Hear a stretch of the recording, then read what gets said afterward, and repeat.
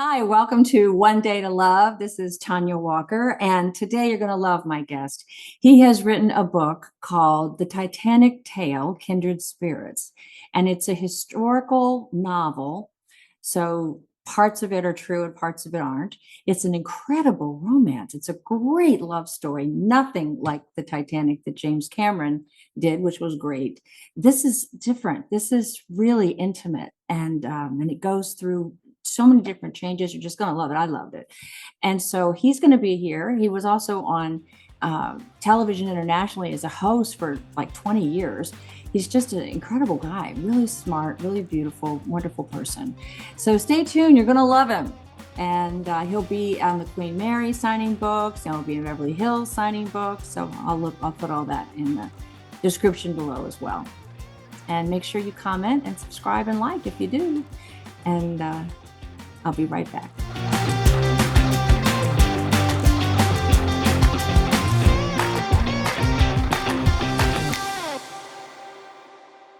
So welcome to my show. Thank you for having me. You're my old friend I've never met. I know. That was the weirdest email I ever got. He said, we know all the same people. How come we haven't met each other? I feel like I know you. And I feel like I know you too. But now I love this book. So I'm going to read all your other ones. I'm excited. I'm excited that you picked it up. I'm grateful that you did.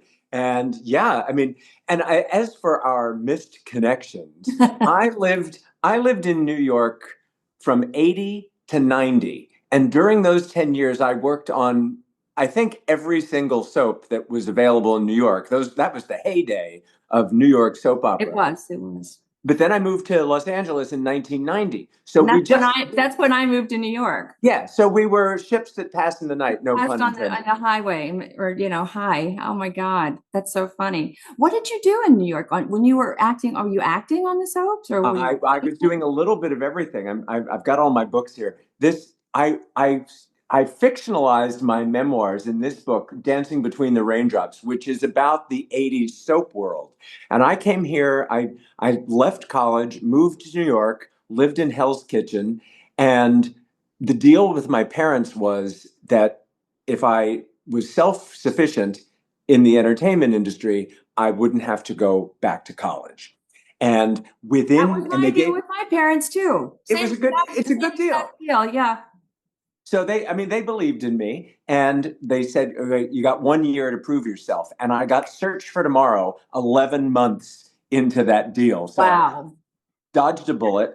While I was at Search, after my little tiny acting stint was over, although I recurred right until the very last episode in 1986. Wow. Yeah.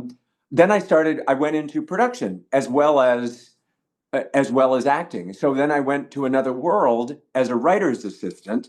And I went as a writer's assistant. That's got a future. That's got a future. Well, it did for a while anyway. And at Loving. And then at One Life, right? I preceded you at One Life. I was there as a writer's assistant when they were sending Vicky to the Wild West and putting her in a coma. I remember that. The writer's name was Michael something. And so I was Michael's assistant. And back in those days, they really cared so much about accuracy and research. And because Landview, the town of Landview, PA, we had to research Pennsylvania law. Nowadays, a soap opera, they would just play fast and loose with accuracy. Well, they shouldn't. They should do it right.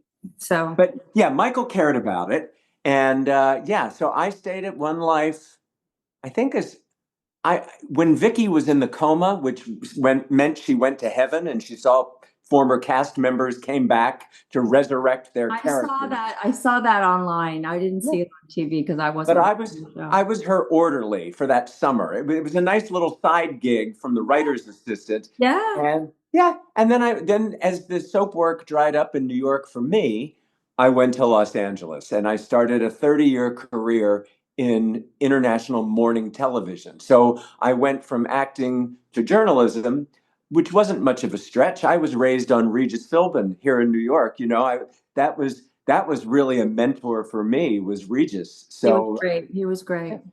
There was never another like him. And I always say about Regis, his gift was not only being able to talk to the at-home audience, but he had a full studio audience. Oh He had yeah, a co-host, he had a yeah. guest, he had a producer in his ear, and he could master it all. He was a great engineer. Yes, he certainly was. He certainly was. I was on there with Kathy Lee and him a couple times.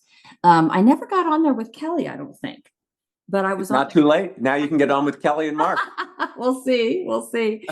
She's done so well. I remember, I think it was the producer of, or the editor of Soap Opera Digest, who had the ear of ABC, and they were looking for somebody to replace Kathy Lee because Kathy Lee was leaving, and that person recommended Kelly, and they had 1,000 people in, Of course. you know, and when this woman recommended Kelly, and she was very she knew all the daytime ABC daytime executives, because of all of our shows on ABC, and she got her into that door, and I mean a lifetime. It's And just an amazing choice because there was such an age difference between Kelly and Regis. And somehow or another, through the gift of chemistry, it really worked. it And really did. now look at her now. And she's so much more than just the show. I mean, in addition to being an activist, a mom, a wife, a philanthropist, she has her own production company. I mean, they're doing so much. Yeah, It's an really proud amazing of her. thing. I'm proud of her. Really proud of her. We used to do little comedy shows together. We used to go to they would have like 3 or 4 of us, and we'd go to the Comedy Store. We'd go to those Laugh Factory next to Yep. Greenblatt's. I think it's called, yeah, next to Greenblatt's, and we would do a little comedy stuff there, and it was just a wonderful group of people that I got in with at ABC, and some at CBS. Nobody at NBC because there wasn't an NBC show there once I got there.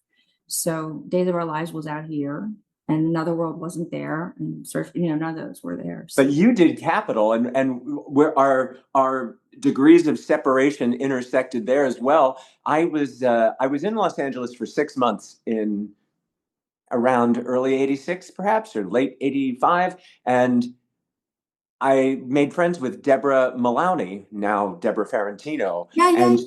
yeah, and she brought me to the Capitol set, and so I Wasn't want to that say fantastic?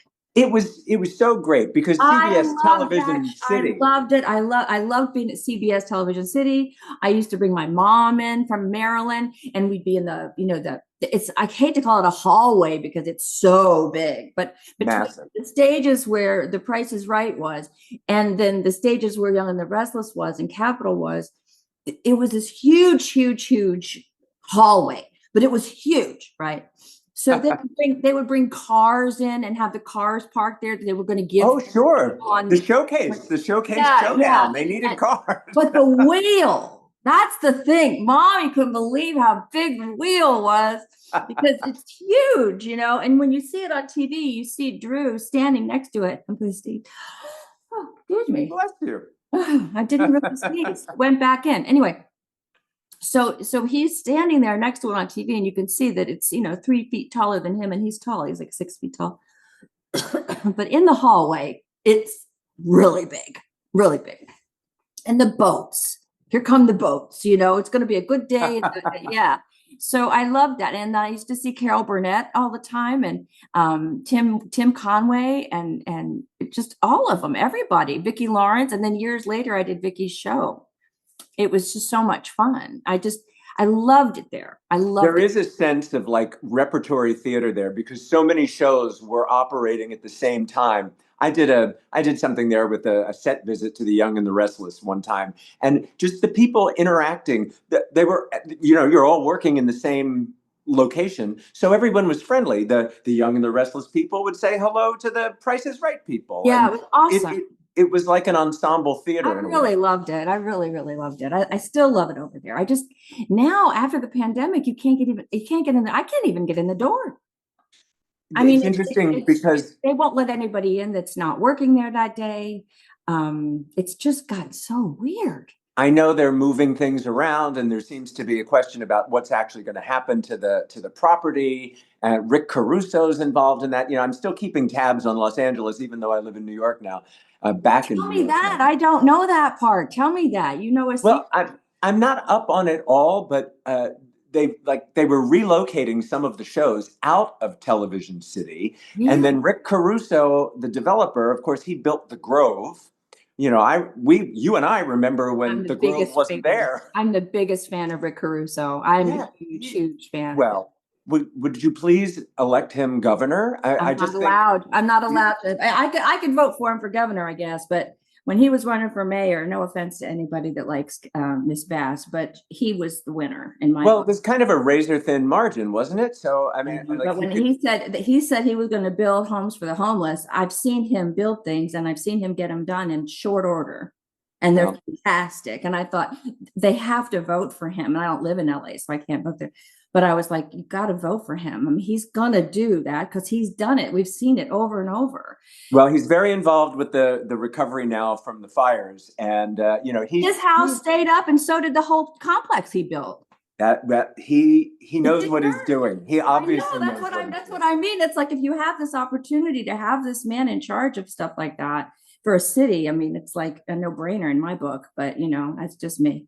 Well, it's time. We've had the old guard around for so long that a new leaders are certainly desirable, and we'll see what he can do. But I do know that somehow or another he's involved with CBS Television City, or he wanted to be some. There is some connection there, and I don't know if you watched the show Hacks.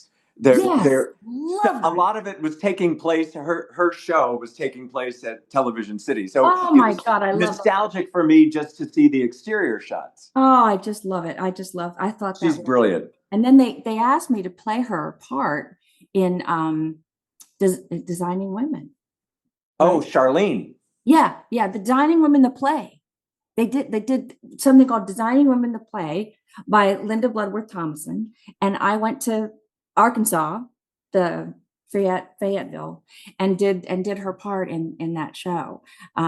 It's brilliant casting. You're perfect for that. Yeah, it was fun. I got to replace somebody really great. Elaine Dallas, she's on Dallas.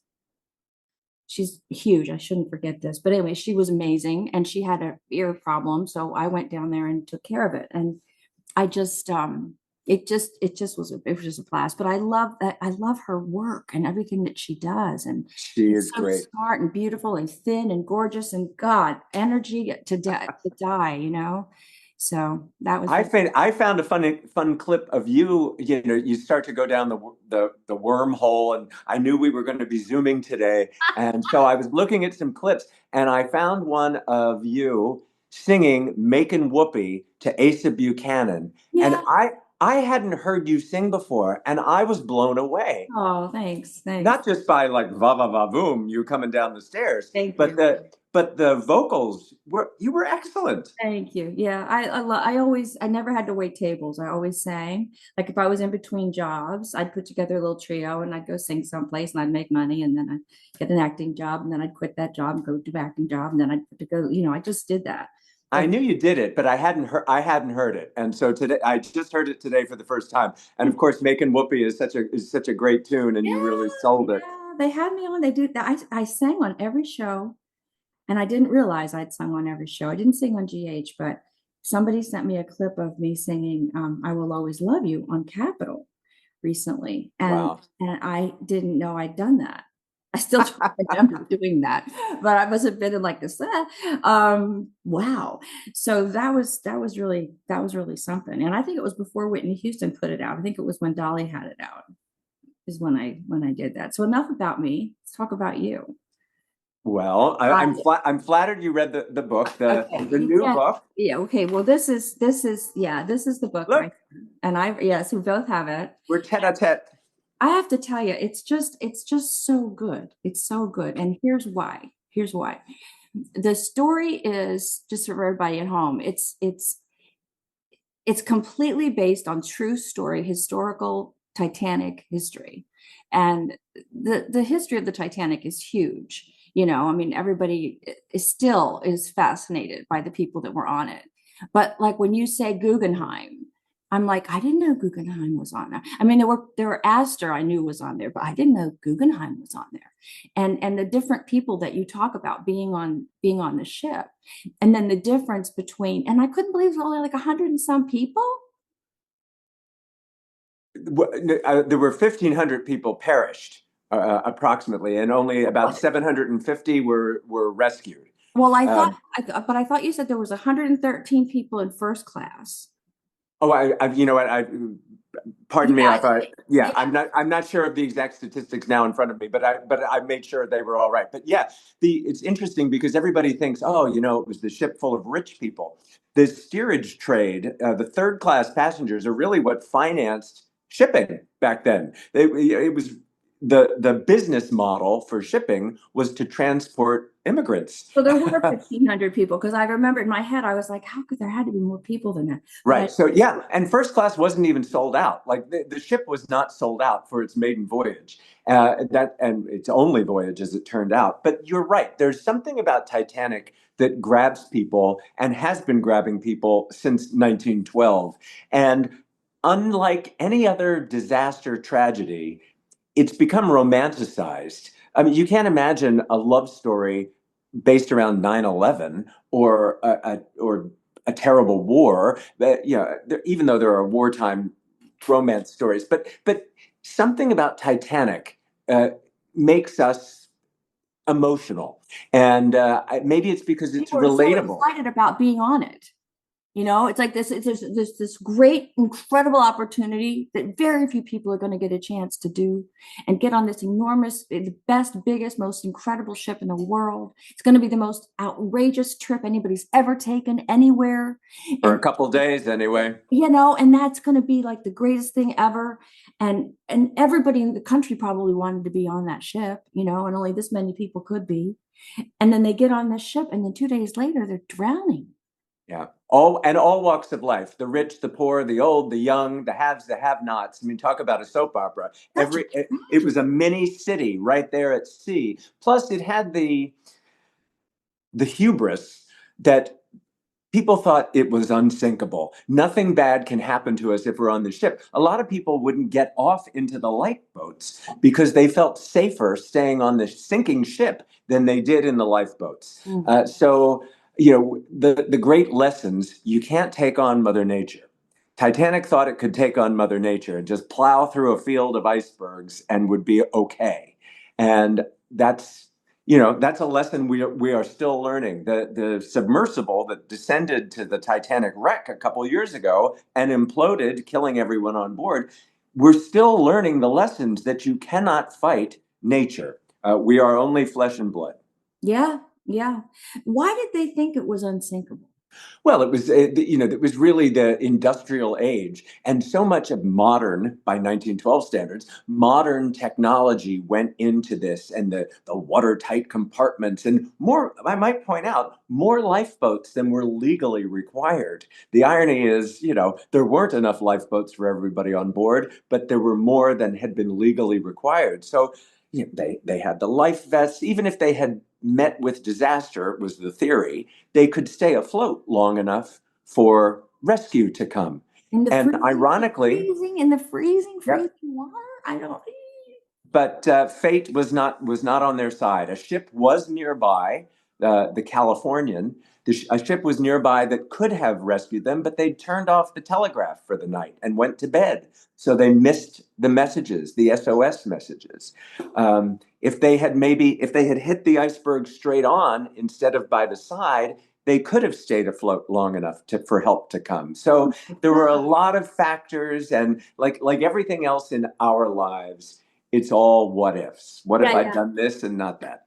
yeah. How much did it cost to make it to build? Oh, I don't know, but it was the most opulent of its day, and there was nothing was spared. It was all the finest and the most exorbitant and luxurious that could be, even down to the hand soaps that were supplied in the. A lot of third class passengers had never used indoor plumbing before. It was their Really? first experience with a functioning toilet was Indoor on plumbing in a ship. Titanic. Right. Oh my gosh. That's So incredible. it And that's what's fascinating. There's a lot of controversy over the excavation of the wreck because it is a tomb for the 1,500 people that perished, and there it is decaying away on the ocean floor. And I think it should be left alone and undisturbed. We have enough images of it now that you can use artificial intelligence to recreate it. You can visit it without having to risk your life going down in a submersible.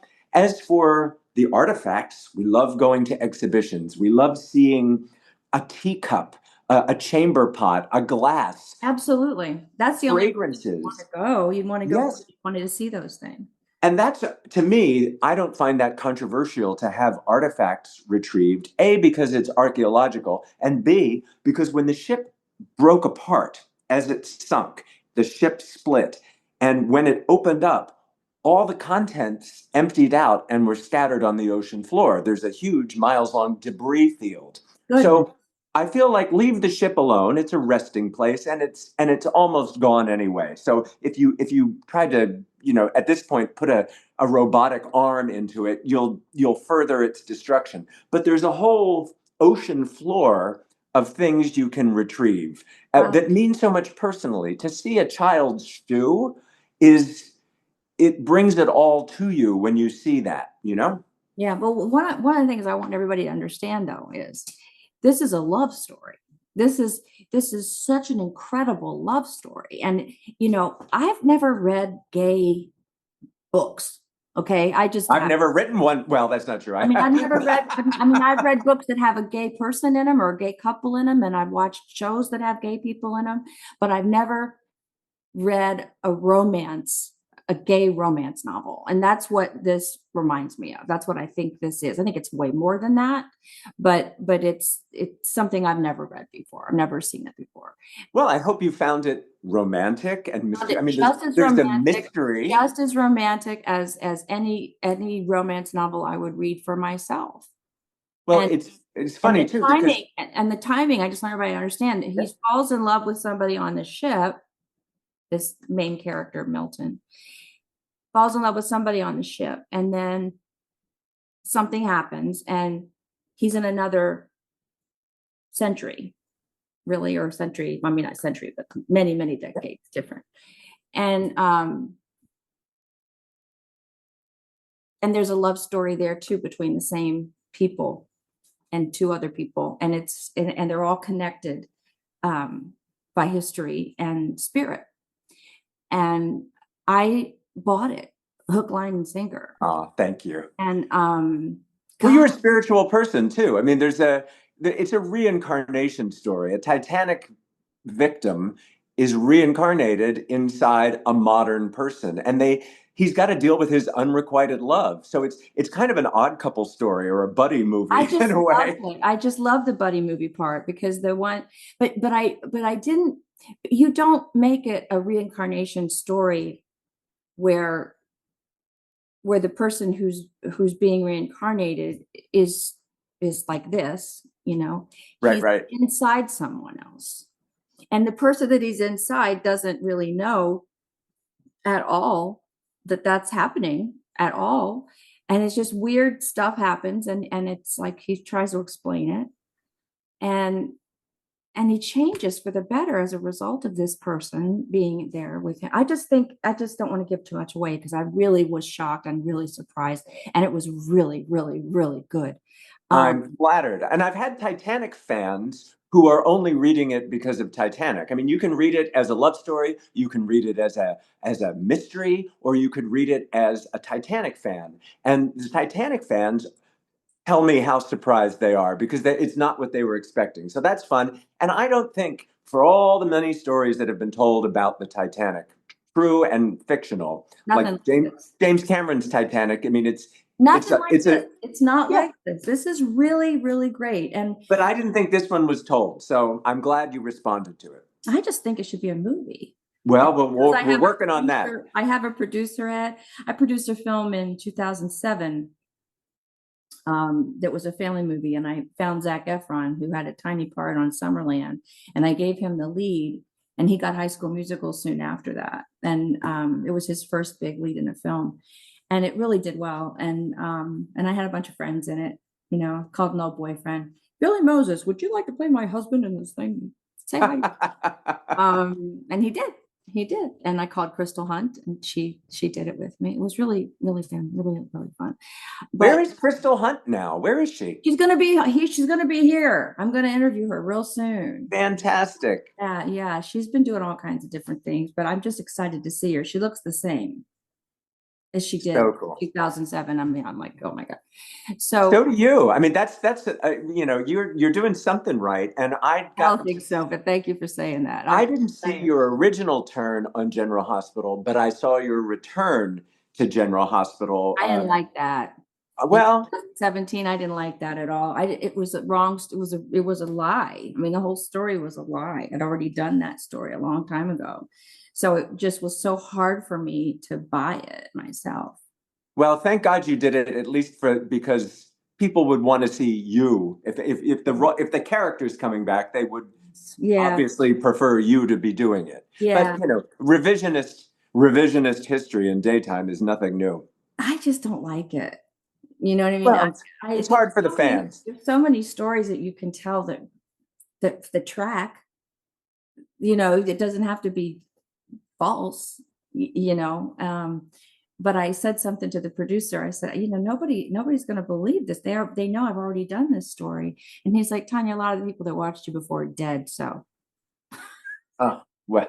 thank you. Thank you. Oh my God. Woo! Right in the Well, head. hey, the Beyond the Gates is the new soap opera on CBS. Isn't And that what's great? interesting, they've said that the ratings for the other soaps have consequently gone up Yeah. because of the presence of a new soap. So, Yeah. hey, it's good news. It's good news for the industry. I really thought soaps were washed up. And I'm delighted because I'm Oh, such am a fan. I? I'm such a fan of the genre that I'm Oh my. delighted So am I. that they're Always have been. I always have been. I watched Young and the Restless the first day it was on. wow. Wow, wow, wow. I was And a producer and I had all different people, but my God, I just loved it so much. I wanted to tell you because we were reminiscing about missing each other at One Life to Live. And that whole neighborhood that used to belong to the ABC network, it has all basically been sold off and it's all going to be condos and other things now. And uh, Shame. yeah, it's sad. But you and I worked in the same building on 66th Street for One Life to Live. And it was the building that looks like a castle. An armory. Yep. And Dark Shadows had started out there. I And didn't know that. You're kidding yep, me. that's what I was told by the folks that worked there in Barnabas. the crew, that it was Dark Shadows before it was One Life to Live. And I Wow. worked there at One Life before you worked there.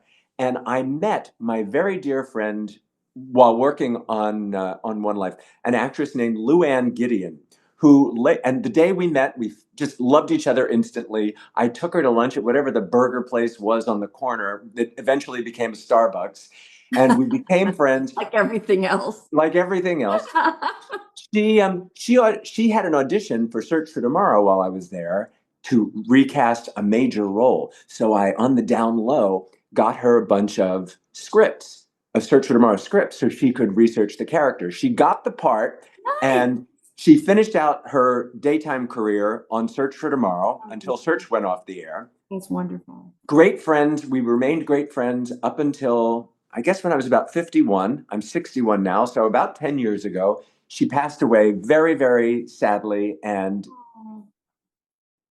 unexpectedly, her widower, I got home from work one day and there was a package for me. And I opened it up and it was about a shampoo bottle, like a hotel shampoo bottle size container. And I'm like, what is this that her husband's sending me?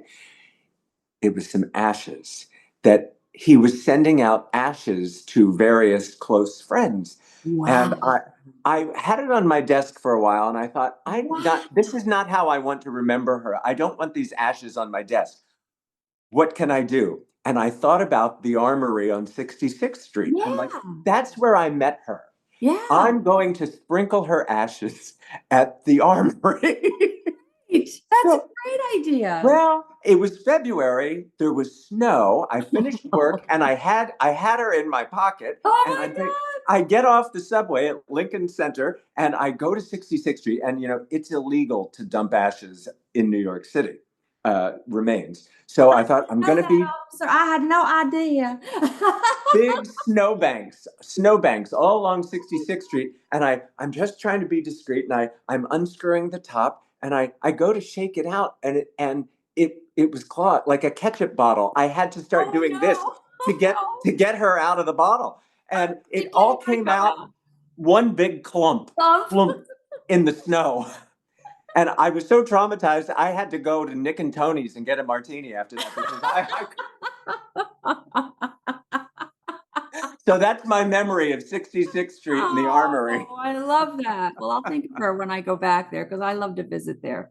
My daughter lives in Manhattan, so I go back a lot. Oh, well, we have to. I have to take her out to lunch or Oh, something. I didn't know that. she would love that. Her name is Aubriana Davidson, and she works at NBC. Fantastic. All right. Well, your next trip to New York, dinner's on me, and I'll Okay. meet your daughter. Oh, she would just absolutely love that. She wants to get into production, and right now she's working. She's the production coordinator. She was a global client coordinator. Anything that they need to have put together to make movies, to send them out all over the world, or all the pieces that they need, she's in charge of all that. So she has to get the sound and the dubs and the foreign languages and all those things. And it's very technical. And she's in front of a computer all day. Well, she's got the same personality as me, but better. And she doesn't want to be in front of a computer all day. And I understand that. She said, I want to make a television, mom. And I said, well, okay, but you've got a really good job.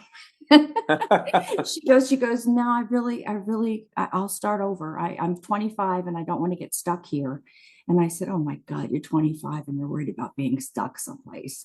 Good But for her for having the ambition. And yeah, she's afraid she's going to get stuck there. And so did the recruiter said that too. So she says, well, introduce me to anybody you know that's producing anything. And I'll be a production assistant. I'll be an executive assistant. I'll be a whatever they want me to be. And so I started going through my LinkedIn thing and everybody's gone. uh, She's like, there's got to be somebody, mom. You did this for 20 years. I said, I know, I don't know. So if you think of anybody that's working anywhere, she graduated in 3 years from SMU. She's brilliant and energy times 10. it's so funny when you're young and hungry and ambitious, and especially if you're talented, which that then it's even more dire because if you know you're talented, you're even that more anxious. And getting back to Titanic, there's a Titanic connection here. When Dr. Robert Ballard discovered the wreck of Titanic in 1985, and it was a huge mystery. Where is the Titanic? Nobody knew where it I didn't was. know that. I didn't know And that. he found it. He's an oceanographer, How and could they he not know found where it was? they never knew, like, because it was 1912 and they had an approximate location, but they could it was so deep, so unprecedentedly deep that they couldn't find the wreck. So because of the debris field from the ship breaking open, he was down there looking around, and it was the debris that led him to the wreck. Wow. So in 1985, Dr. Ballard was the most famous man in the world. He was on the cover of every magazine, every newspaper, because he had found the Titanic. He hadn't explored it yet. He had just found it. So as a Titanic enthusiast, and in 1985, what was I, 73, 80, I was 22 years old. And I was so excited they found the Titanic. I got out the phone book. Remember phone books? I Yes. got out the phone book and I tried Love the to phone book. figure out, well, I could sit on one to be taller. And then I tracked Dr. Ballard down. Now, you read the book, so you know that my alter ego from Titanic time was named Milton. Yeah. People have been mistakenly calling me Milton my whole life. Milton Long? Is that really Well, implied they long? never called me Long, but they called me Milton. Okay. So I got Dr. Ballard on the phone, which is amazing. And I'm like, this is Nelson Aspen calling for Dr. Robert Ballard. And they said, okay, please hold. I'm thinking he's never going to take my call. A minute later, he answers the line and he goes, hello, Milton? And I knew then, I mean, I'm not one to believe in, He said, hello, he Milton. called me Milton. And then I knew there was something to my suspicions about my past life as Milton.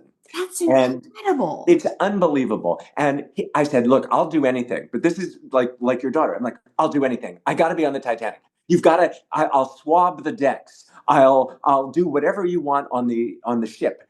Hire me. And what a sweetheart of a guy. He sent me an application to the Oceanographic Institute. And when that arrived in my mailbox, I thought about it for about a minute and thought, that's not the career for me.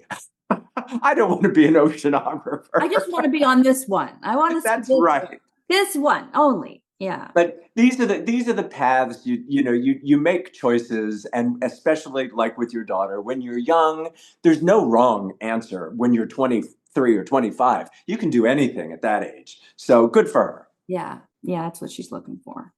So they've tried to promote her many times. And she's like, no, I don't. I'm gonna. She's like Miss Honest, You got to be careful because she'll get stuck there, and the next thing you know, she's 50 and she's still doing something she doesn't want to do. Yeah, that happened to me at Another World when I was working at Another World, and their studio was way out in Brooklyn. It was a whole ordeal just to get there in the morning. That's true. And they wanted me to stay in production. I was on the fast track for writing, and it was great, but being in the back office, you know how it goes in daytime. You're eating bacon and egg sandwiches from the diner for breakfast, lunch, and dinner. The hours were long. I was getting heavier and heavier, and they were not promoting me. And I thought, it's time to make a break. And you did. I had a safe job where I could not advance, or I could take a risk. And thank God I did. Yeah. So when did you decide to write novels? This is my ninth. Kindred Spirits is my ninth book. When did you make this decision? But novels are new to me. It's only my third novel. The others were, how-to books and entertaining books and celebrity story books. The novels came about because someone had asked me a couple of years ago, after a 30-year career in morning television, doing that and interviewing every celebrity under the sun, they asked me to write my memoirs.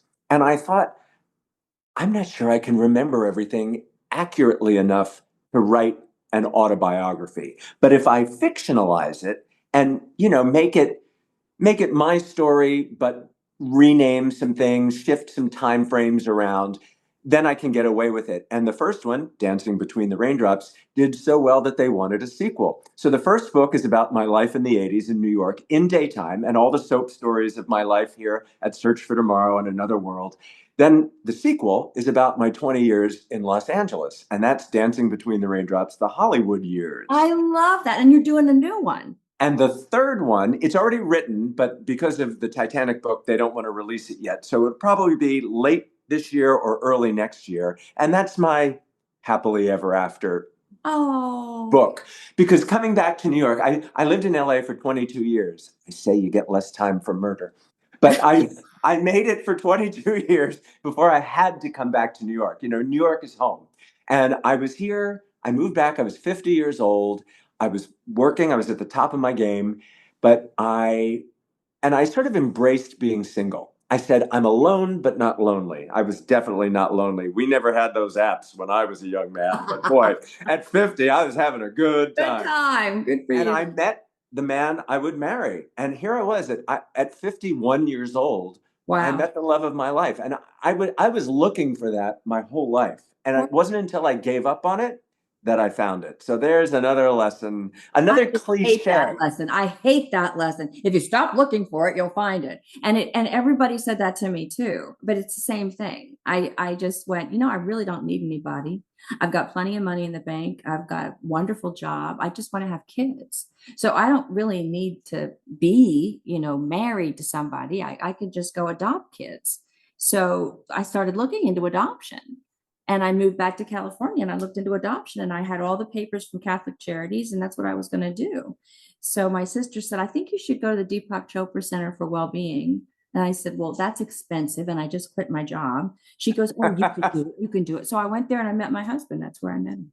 Wow. But I had just said, forget it. I'm just going to adopt children, but I hated it when people would say that to me. Yeah. Man makes plans, God laughs. I know. You just don't know. And hey, I loved kissing frogs. I don't mind kissing the frogs. That's You had half the better frogs fun. than I did. But now I've been with my husband. We've been married for 3 years, and but together for 11 or 12. So you just Yeah. What does he do? he's in finance Oh, and perfect. That's he's based in Hong Kong. And so we have a relationship of honeymoons, I say, because we don't get to be together every day. But we take fabulous travel trips together. And when we built our dream home, I can't wait for you to come and visit. it looks It's beautiful. I love the painting behind you. I love the Thank you, pictures. thank I love you. the couch. Everything We're about so it. happy, and we don't have children. We have our house. Yeah, I get it. I get it. I know. I had those too. So and it's not about the material things. It's just about that it's ours. This I is know. we this is our union represented, and the artwork is how we did it. We built everything around our collection, and it's Really yeah. great. Ed and I did too. So then I had to figure out how to bring a lot of it here, and I do have a lot of it here. But I had to sell a lot of things, because I had 5 houses at one point. Oh So my God. all these different places. And it just was too much for me by myself. So, I had to figure out what to do with all. Well, you might not be by yourself too long. You just don't, like you said, you just don't know. You just have to be open to see what happens. I have to pretend I'm not looking, and that's hard. 100% you're not looking. So when you said you wrote a book that was about your daytime experience, but it was in your Hollywood experience too, but that they were fictionalized. How did you decide like what to fictionalize and what to make, real?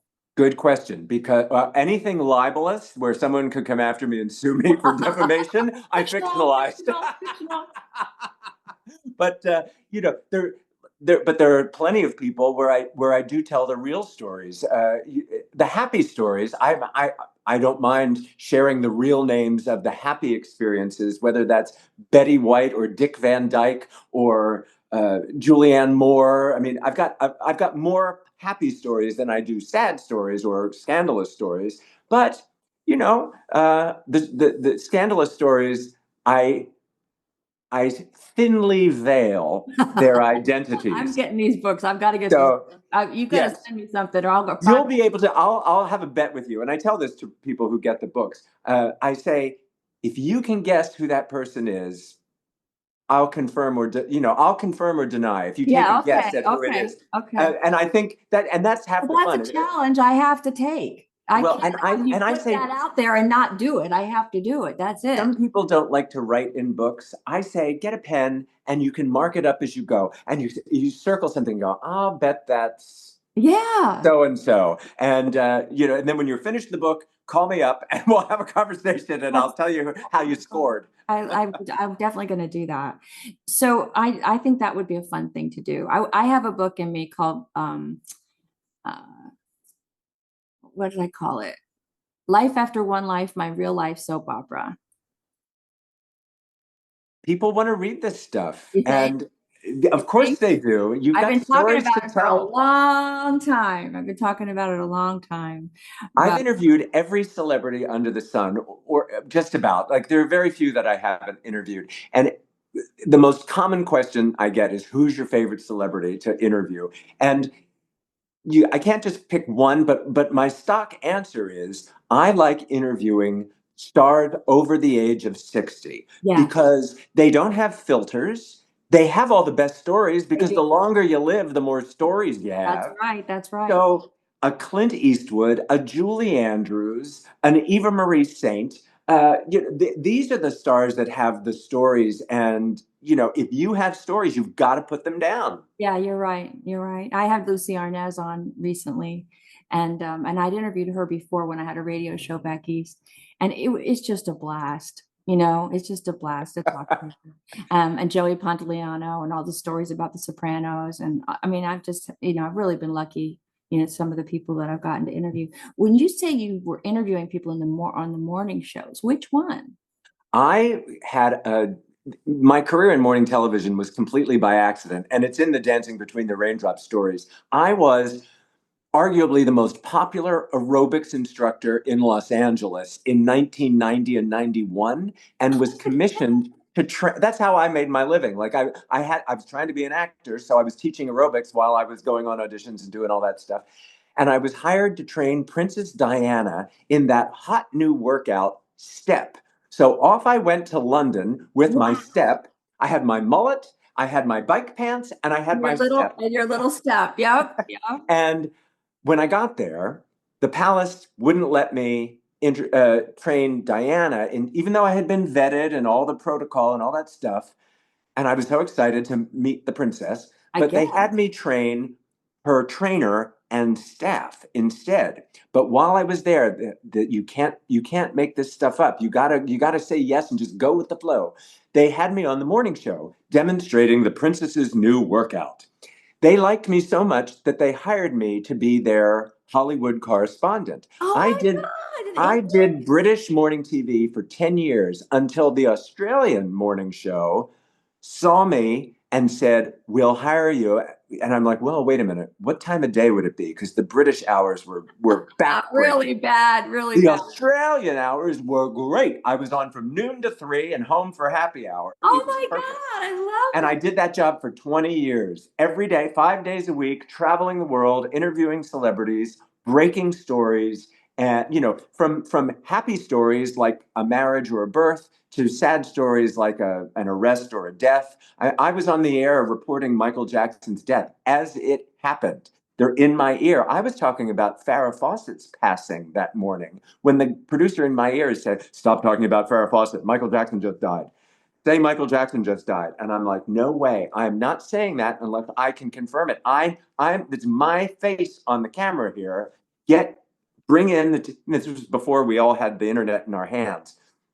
They brought in television sets with closed captioning so I could monitor. I stayed on the air 7 hours. To go 7 hours without peeing was a miracle. 7 hours I sat Yeah. on the air Well, with the unfolding story. that was a huge tragedy for all of us that loved him. And I'd met him with David Guest and Liza Minnelli and so many times. And I just couldn't believe it. Biggest star in the world. And that was not a 1 day event, because as Oh soon as I no. got off the air, basically I was on the road for a year because I was reporting every day from Neverland, from the mansion in Bel Air, from the hospital, from Staples Center, from Forest Lawn. And What then when about the Conrad courthouse? Murray went on trial, I was down at the Yeah, the courthouse. courthouse. It was a So big deal. it was a year of my life. Whatever happened to that man, that doctor? Did he go to I believe, don't quote me because I'm not positive now, but I believe he served some time and then was released. And I'm sure wherever he is, he's not practicing medicine, but if he is, he's doing it under a new name. Yeah, yeah. That was just so bad because I was raised I was born in West Virginia and my grandpa, you know, was Southern, you know. And I had a poster of Michael Jackson on my wall in my bedroom. And he says, "Now, Tanya, I'm sure he's a nice boy. I'm sure. I know he's very talented. I love the way he dances and the way he sings. But it's just not fair to bring a mixed race child into this world. So you just can't marry him. I just want you." I said, "Don't worry, Grandpa, I'm not planning on marrying him." But it was like I'm raised by these very, very Southern people, that are Christian. So he's not saying anything bad. He's just saying it's too hard on the child. They don't know what they are, because back then they couldn't imagine that you could ever get used to that. You know what I mean? So, Well, so I and thought it was kind of him to tell me, but I'll never forget it because it stayed with me my whole life. And so when I met Michael Jackson, I was like, you look whiter than I do now." and he had three mixed race children. I know, but he kept getting lighter and lighter and lighter. And I was like, what is going on? And then I looked up that illness that he had that Was it makes vitiligo? it makes you spotted. Vitiligo, yeah. But it's even worse, I think, because Right. people get it on their faces and or their bodies, and it's not just a little bit. I always thought vitiligo was a little bit. This is bigger than that. And they do have a treatment for it now, but they didn't then. And can you imagine being on TV and having that happen to you? You know what I mean? So I understood why he was trying to help himself feel And better. can you believe, I think one of the strangest celebrity marriages, and who are we to judge, but Lisa Marie Presley? I mean, remember when they were married? And I interviewed Lisa Marie really not too long before her passing at Graceland.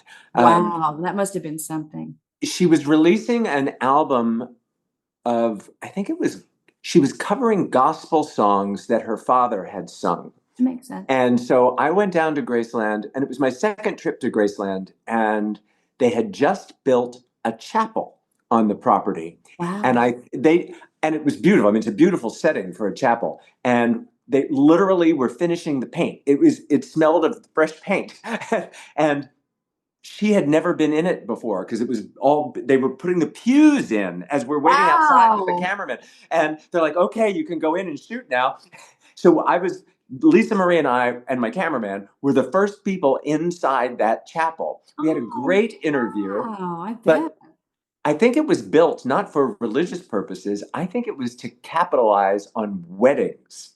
Have a wedding at Graceland. Because you know how everybody likes to go to Vegas and get married at the drive-through Elvis Chapel? Go to This Graceland. so this is a Doesn't way. want to do that. Yeah. So I kind of like it. I got married at the courthouse, but I kind of think if I ever get married again, I'm going to go to You want Graceland. to do a second honeymoon, kind of second marriage, renew your vows thing. Yeah. I did a Graceland. I love Graceland. I love Memphis. I'm a big Memphis fan. Everybody talks about Nashville, but I like Memphis. well, I want to go there because my former brother-in-law is the manager of the Peabody. Oh, with the ducks. With the ducks. Yeah, Yeah. he's the main guy there. He's been there. Hold on. I'm going to show you something from the Peabody. I've got something right here from the Peabody. Okay, then I'll have to tell him I'm talking about him. His name is Doug Brown, and he's the general manager there. My dad. Ah, This is a walking stick with the duck from the Peabody. This oh was my my God. souvenir. I'll have to tell him. And I got one for my dad and one for me. Oh, And I when love that. I love so that. I love that. Oh I my God. was there to I'll run tell the St. him. Jude Marathon. I ran the St. Jude Marathon in Memphis. And St. Wow. Jude is my favorite charity. It's my favorite. Mine The too. people at St. Jude are unbelievable. If you Yeah. go to Memphis and if you visit St. Jude, there it's a miracle place. It's the best. Yeah. Well, it's anybody that will do that for children and not make them pay for anything. It's a really big deal. So I love that. So what's next for you? What are you going to do next? Well, I'm not sure when this will air, but assuming it's just going to live on the internet forever. But as of April 2025, I'm kicking off my international book tour for Kindred Spirits. Going to start on the Queen Mary in Long Beach for Titanic weekend, big Titanic convention on board When? the Queen Mary. When? That's the April week, what? April 10th to 12th. Oh, I've got to go. I It's want that to. weekend. I'll send you a link. I mean, you have to register because Yeah, it's a yeah, fan, yeah, it's a yeah, fan event. But yeah. I'll be staying on the Queen Mary. I told them, I said, I'll go and I'll sell my books and I'll speak about I Titanic. have to be able to stay on the Queen Mary. But yeah, I'm staying on the Queen Mary. But I also need to sing the morning after in the dining room, like Carol Lindley in the Poseidon Adventure. I have to do that. Then I'm going to go to Los Angeles, and on the actual anniversary, the 113th anniversary of the sinking is April 15th. Yeah. I'll be at the Four Seasons in Los Angeles doing a commemoration for the Well, that one Titanic. I've already put in my book. That's on Oh, Doheny, good. right? And then from there, yes, that's a Tuesday, April 15th. You'll meet my husband. He's coming in from Hong Kong for that. Oh, that's nice. And then it's off to Boston, the Titanic exhibition in Boston. All the dates. We got Baltimore, we got New York, then London, and then we're going to end the book tour in Belfast, Ireland, at the shipyard where Titanic was actually built. Wow.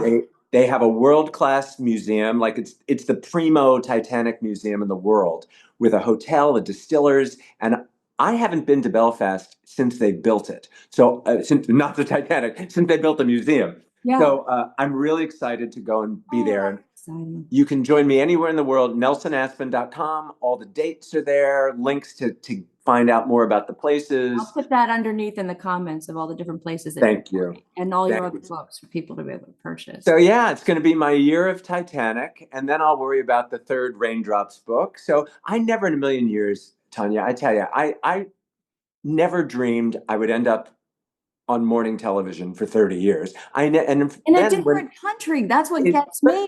That's the miracle of satellites. I never had to leave Hollywood or New York. I always feel limited because, but now I realize you can be on TV anywhere in the world. Look at you. I mean, like, there you are, and look at the quality of the video. And, COVID, I kept broadcasting 4 hours a day, 5 days a week, all through COVID, right here through my telephone. Wow. The Jetsons is here. Yeah. Well, I did my first 11 shows at a studio in Malibu because I met this woman from ABC who had a beautiful studio in her basement, a gorgeous studio with sets and everything. It overlooked the ocean. And I did 11 shows in 2 days, my very first. Oh my gosh. Yeah, my very first. Now you've learned better now. Now you know. One a week. Yeah, but I was really trying to, get them out. And it was called One Date to Love because I wanted to hear everybody's stories about dating since I was newly widowed and needed to